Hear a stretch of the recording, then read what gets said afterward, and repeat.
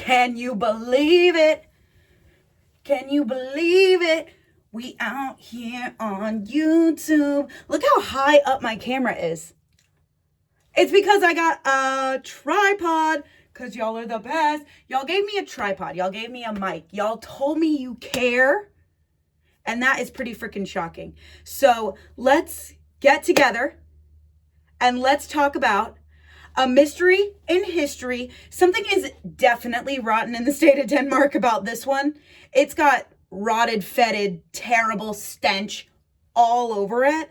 And we're going to break it down. First and foremost, what are we getting ready for today, Bailey? Well, today I am off work. Thank you, God. I'm off work. We are going to go to the goat room for some Indian food because we deserve it. And my group of friends and I are constantly sending each other fun stuff to do in Washington, D.C. And we don't fucking do any of it. We don't do a single fucking bit of it. Not one bit. So we're actually going to start doing some of the things that we see on our list. And we're going to start enjoying being alive and being in Washington, D.C.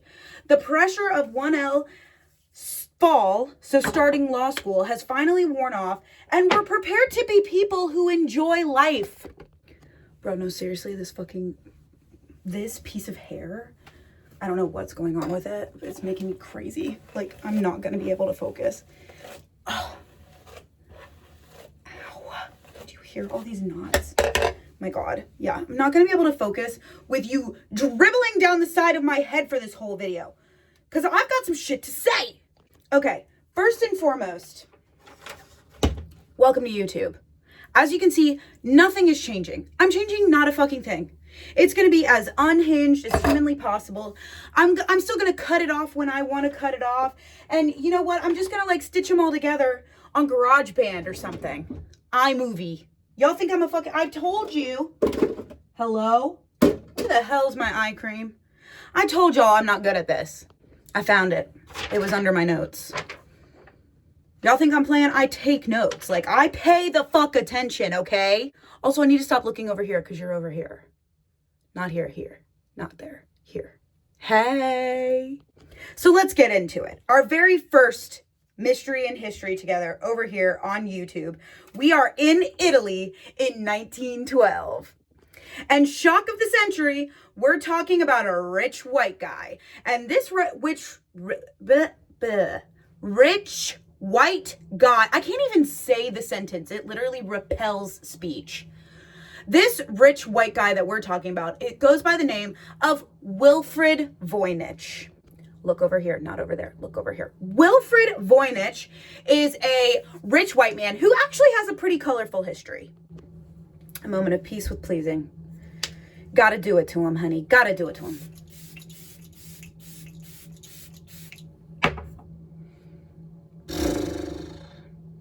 Wow.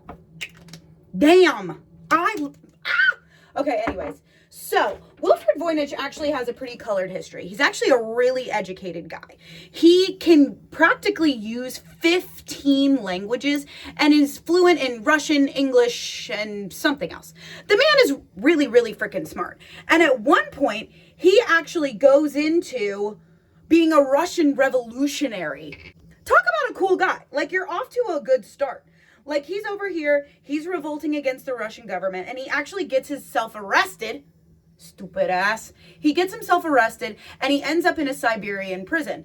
But lucky for all of us involved, this is no average white guy. He escapes from a Siberian prison after getting arrested for being a Russian revolutionary, and he moves his ass to London, where he befriends somebody who works at the British Museum, and this guy at the British Museum is like, yeah, you know, us rich white guys, we got to stick together.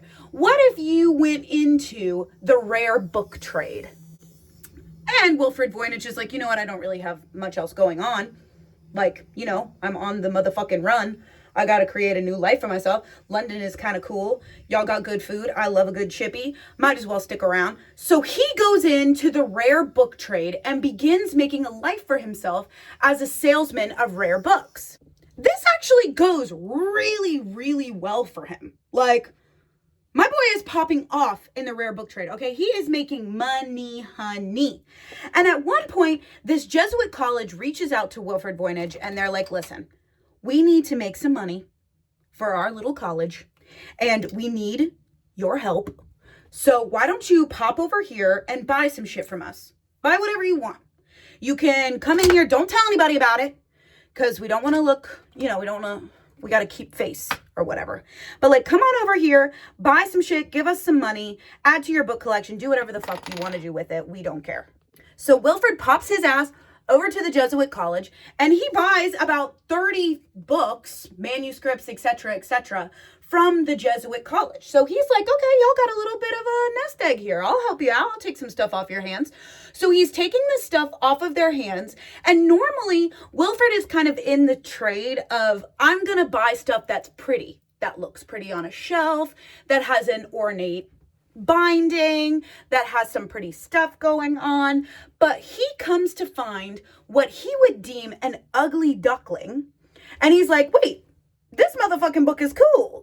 This motherfucking book, as Wilfred would call it, turns out to be what is later coined the Voynich Manuscript. Now, this manuscript is full of the weirdest freaking shit.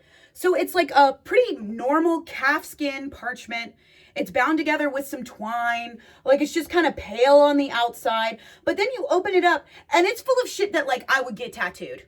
Do you know what I mean? Like, it's just full of the weirdest drawings and the weirdest language.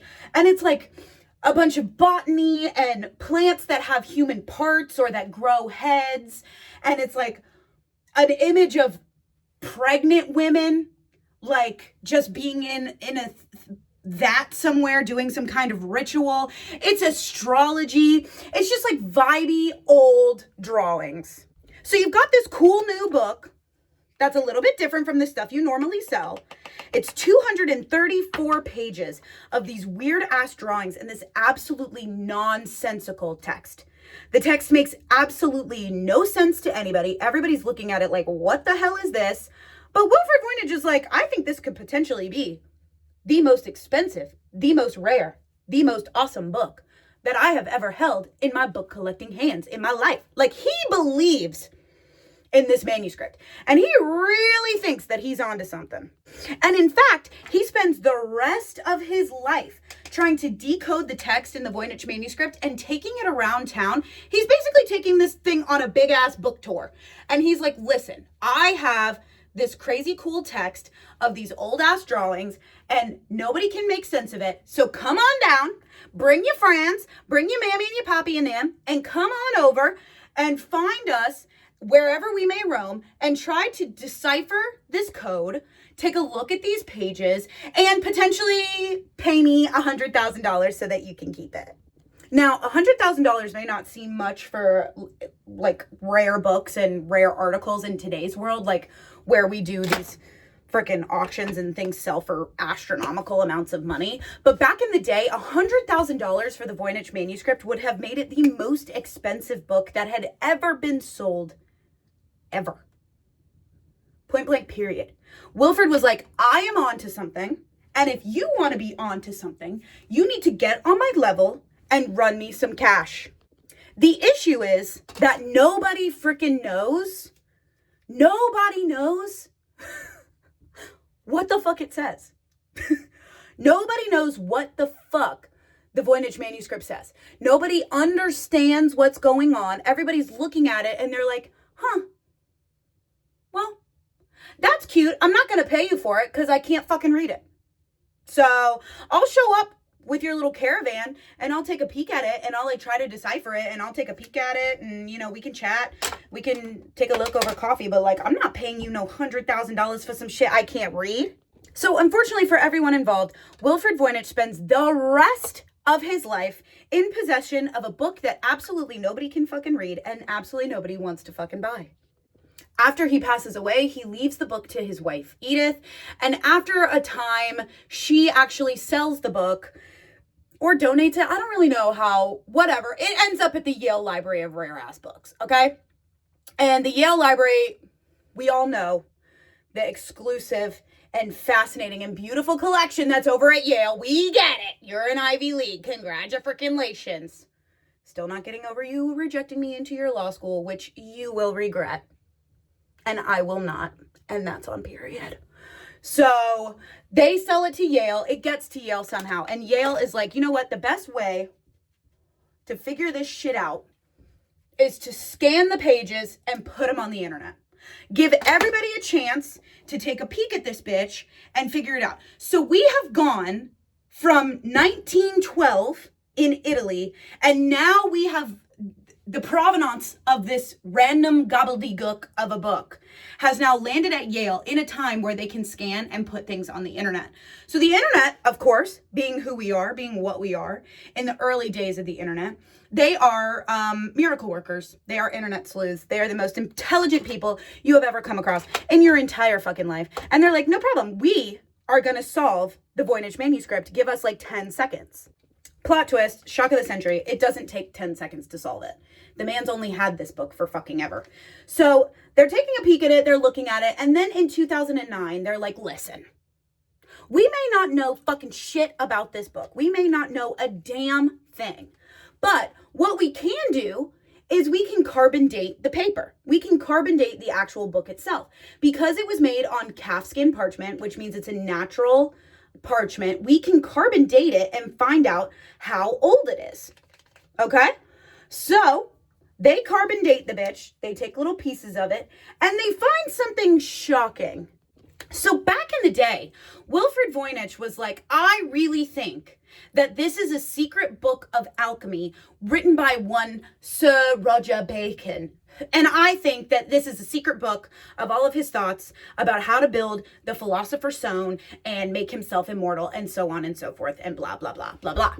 And everybody's like, you know what? That would make sense because this Roger Bacon character, he was a scientist and a scholar, but he was also a monk. So back in the day when he was practicing sometime in the 13th century, when he was doing all of his things, he had the Pope in his pocket, basically. So him and the Pope were both working together. He had the protection of the Pope because he was kind of a wackadoo guy. He was a monk, but he was also touting all of this stuff about alchemy, about purifying different materials and finding everlasting life and this and that and the other thing. And everybody was like, but you're a monk. You are a monk. The only person that can grant eternal life is God. Doy. And everybody was kind of just like, about him. But the Pope was like, listen, I like Sir Roger Bacon. So y'all need to stop fucking shitting on my boy Raj. Because I like him. Well, lo and behold, the fucking Pope dies and leaves Sir Roger Bacon without any kind of protection whatsoever. So the theory is that maybe Sir Roger Bacon wrote this book in secret because he had to go back to being this like chaste little monk guy because his buddy, the Pope, had died. And Wilfred Voynich really, really leaned into this story. In fact, it's the story that he toted on his little book tour that he went on. He was like, listen, I'm pretty sure that this is the work of Roger Bacon. We just have to get in there and we just have to fucking figure it out. Okay, so he really, truly, full chest, no question about it, believed that this was the book of Sir Roger Bacon. However, once we do that carbon dating of the paper, we realize that it is way older. And it's actually from the 15th century, not the 13th century. Luckily, Wilfred Voynich is dead. Or else he probably would have dropped dead when he figured this fucking shit out. He probably would have been livid. So now, we're not even back to square one. We're at square fucking -6. Okay, we thought we had this running idea of what this shit was. We were working towards a goal, using the ideas that it was alchemy. And now you're going to look here and you're going to tell me that it's 2 centuries past what we thought it was? That doesn't do a damn thing for me. In fact, that pisses me off. In fact, now I don't even know what to say. So here we are, we're kind of back to square one, and we're like, okay, so if it wasn't Roger Bacon, who the fuck was it? Okay? Who the fuck was running around in the 15th century touting scientific ideas like this, writing in this kind of font, it is basically a font, and giving us these same kind of ideas? Like, who's responsible for that? And of course, there's only one answer. 15th century scientist, artist. Who's giving us those goods? None other than your boy, Leonardo da Vinci. And I love Leonardo da Vinci. I'm not even going to talk about it.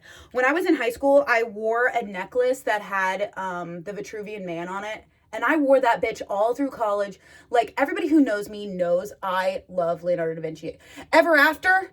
Oh, bitch. Starring Drew Barrymore? Oh, bitch. That's a life changer for sure. That one will change your life for sure. So I'm loving this idea that it was Leonardo da Vinci. And they have some evidence to back it up. They're not basically just saying it was Leonardo da Vinci. They have some shit that they're like, we think it really was Leonardo da Vinci. And the shit is as follows. So this tiny little retired lady named Edith, she's looking at all of these scans on the Yale website, and she's like, okay, I'm retired. I don't have shit else to do. I might as well take a peek, take a goose, take a gander at these little writings and see if I can figure this shit out. So she's looking at it. She's comparing the handwriting that's in the Voynich Manuscript to known handwriting of Leonardo da Vinci. And she seems like she's really getting onto something. She's like, so listen, there was two styles that people were writing in. They were either writing in this thick, black, gothic shit, or they were writing in this tiny little cutie cute, dainty little script. And both of these are in that dainty little script. So Edith is like, that's a good thing. Leo did that. The Voynich Manuscript has that we're onto something here. There's also a lot of similarities in the way that there's no capital letters, how letters aren't entwined together, how there's no line breaks or paragraph breaks. So there's a lot of handwriting analysis that really lends itself to being Leonardo da Vinci. Also, there's a lot of this astrological work inside of the Voynich Manuscript, which leads us to another point that was really, really hard at the time, was drawing a perfect circle. So it was actually super fucking hard if you weren't good at what you were doing back in the day without the right tools to draw a perfect circle. And who was drawing a perfect circle at this time? Correct, Leonardo da Vinci. Good job. Proud of you. So they were like, okay, we've got two people who are capable of drawing perfect circles. The Voynich Manuscript has perfect circle after perfect circle. And there's this really intriguing drawing of the Aries horoscope where they've got, it is the most fuckity stuff on the planet. You have got to go look up these images because they're so cool. Like, they belong on my body. They need to be tattooed on me immediately. So the Aries horoscope, it's got these perfect circles.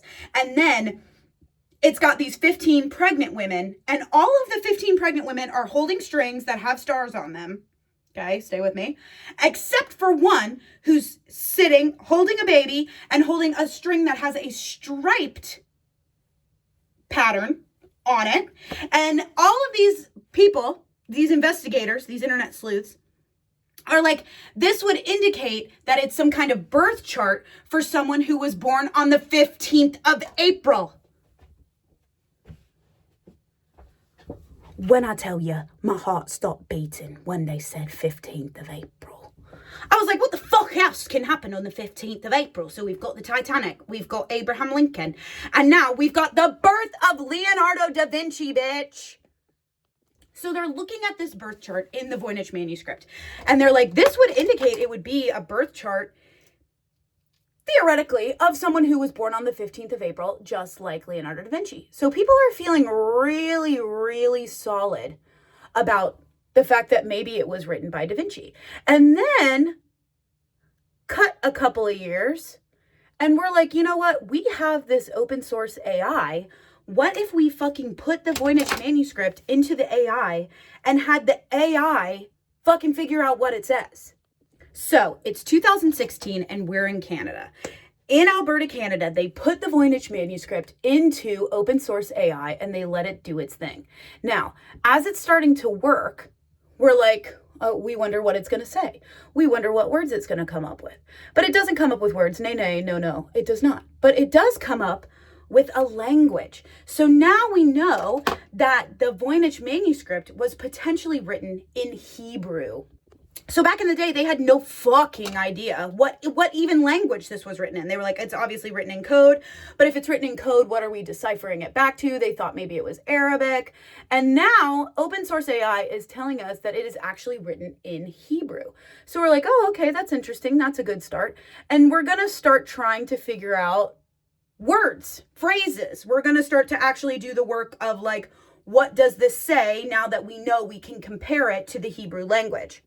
Only issue is the Hebrew language doesn't use vowels. So it's a little bit weird.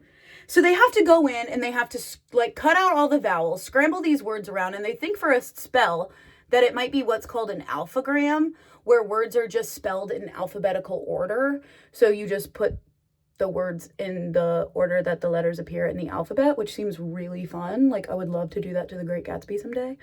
But like, they can't figure it out because Hebrew doesn't have vowels, and also it takes extra time. How are these looking today? Oh, they're serving. Cute. Okay, so Hebrew doesn't have vowels. There's all of this extra, blush. There's all this extra stuff going on. And they're actually really struggling. But they do come up with 3 phrases. So the AI model does present 3 possible phrases, and they're just kind of like gobbledygook. Like, she made recommendations to the priest, me and the house, or me and the boys, or something. Like, just absolute nonsense.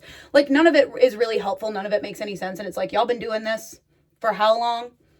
And this is all you've given me? Because I'm feeling a little bit bamboozled. I'm feeling a little bit under the weather about the whole thing. Cut to, it's 2017. This German Egyptologist takes to decoding the Voynich Manuscript. You have to keep in mind, Yale has made all of this completely and utterly available on the internet. So people all over can start looking at this stuff and trying to see what they think of what's going on. So this German Egyptologist thinks that he has this shit figured out. And he starts making up phrases left, right, and center to the point where he's even like, this is a book of prophecy. This is literally talking about some kind of weird ass elixir. It's talking about drinking this elixir and seeing into the future and not talking about the elixir. Like, it's giving prophecy book. Okay? That's what it's giving. Surprisingly, I feel like there's just so many different theories. Like, History's Greatest Mysteries didn't really, featuring Lawrence Fishburne, which is the GOAT, didn't really like funnel down and decide on a certain one, because not long after talking about that whole elixir theory, they move on to a different theory, that it is not Hebrew at all, but a language all of its own that is basically glorified gibberish. So, this one's gonna be fun. This is when things start to get a little spooky ooky, which you know I love. You know I love the spooky ooky. So there's 2 options in the spooky ooky. The first one, we're gonna make it quick because I don't believe it. And the second one will linger just a little bit longer. So the first one is that it is a language that's not human. Stay with me. It's motherfucking aliens, bitch. The aliens, literally the theory is that an alien came down, got stuck on Earth, and recorded his findings in the Voynich Manuscript, and that's why the drawings are so kooky and weird, because he doesn't really understand what he's seeing because he's a motherfucking alien. That's why the language doesn't make any sense, because he doesn't speak the language. He's a motherfucking alien. And to that I say, y'all stop. Y'all quit. I will say on this channel with my full chest, full stop, believe in aliens. I do. I think it is absolutely ignorant to think that we are alone in the universe, that we don't have shit going on. Like, I believe in aliens. Do I believe that an alien came down, got stuck, and made the Voynich Manuscript? Absolutely the fuck not. I don't believe it. I think it's absolutely ridiculous. How did it not know enough about humans to draw these pictures, but write in a similar book style to Leonardo da Vinci? That doesn't make any sense to me. Somebody make that make sense to me. And yeah, it's just, I won't even indulge it if I'm being so for real. I think I'm going to do Slick Back Pony for dinner tonight. I think that's the vibe. And before you come in the comments with any shit, but your hair is so pretty, blah, blah, blah. It's supposed to be super, super rainy. And today is hair wash day anyway. So I think that makes full sense. So now that we've completely disregarded the fact that it's an alien, because I said that it's not an alien. I disregard that. I don't think it's true. We're moving the fuck on. So we're moving into another language that they think exists, and it has been documented all the way back to a bitch named Hildegard, who was a nun or whatever way back in the day. And that is a language called glossolalia. And you guessed it, bitch. Shit is getting good. Glossolalia is the language of tongues. So when people go into a trance or they get possessed and they start to act like they're just like spewing nonsense, like they're speaking in tongues, when somebody says, oh yeah, they're speaking in tongues, that language is actually called glossolalia. So they think potentially these are the writings of somebody who was possessed, who was in some kind of trance, and it's not really a language at all. And that's why it can't be deciphered. That's why we can't figure it the fuck out, because it's not a language that was meant to be understood or figured the fuck out. So y'all know I'm salivating over that theory. Y'all know my spooky little witch bitch brain is like, yes!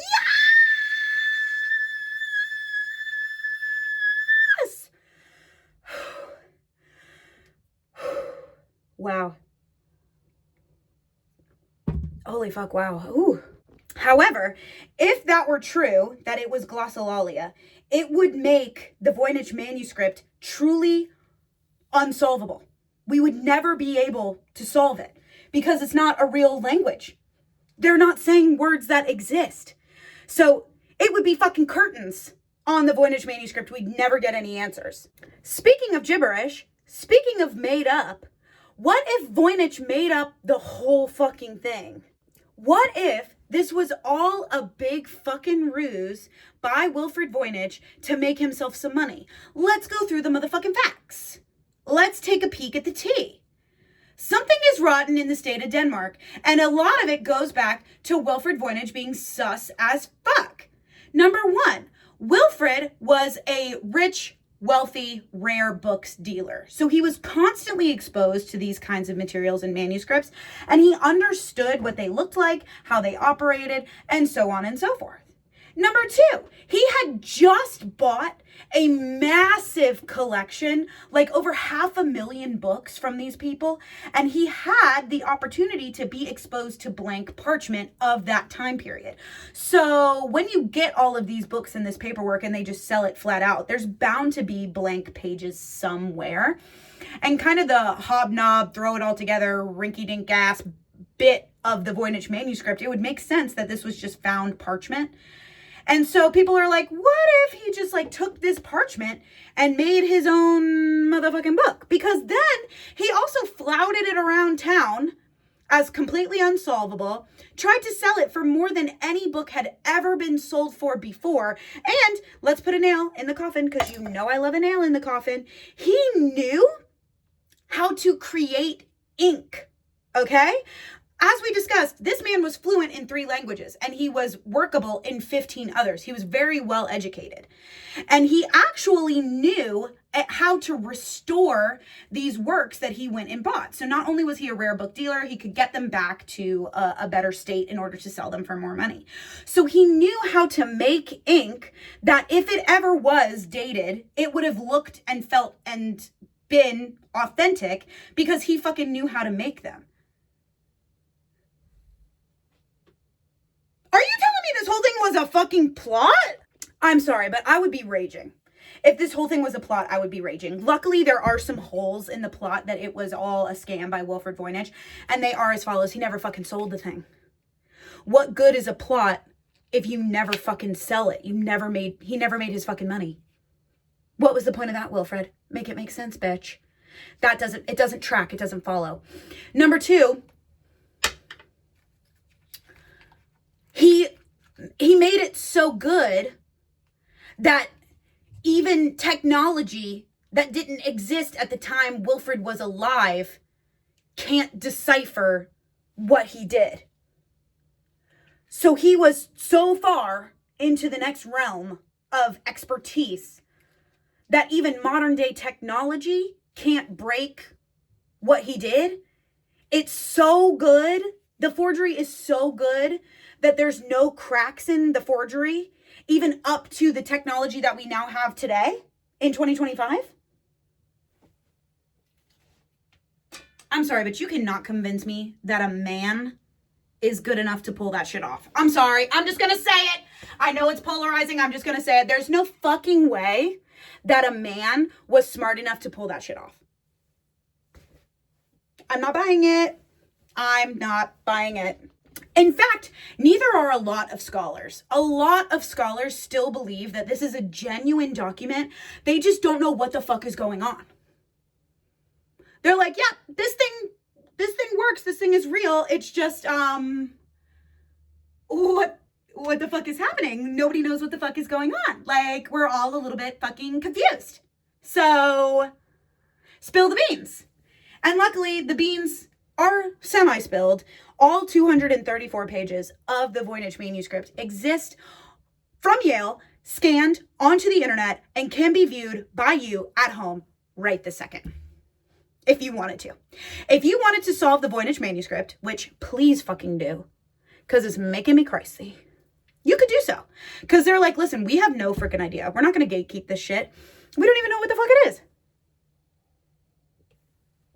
Why would we gatekeep this? It's like grains of sand on the beach, bitch.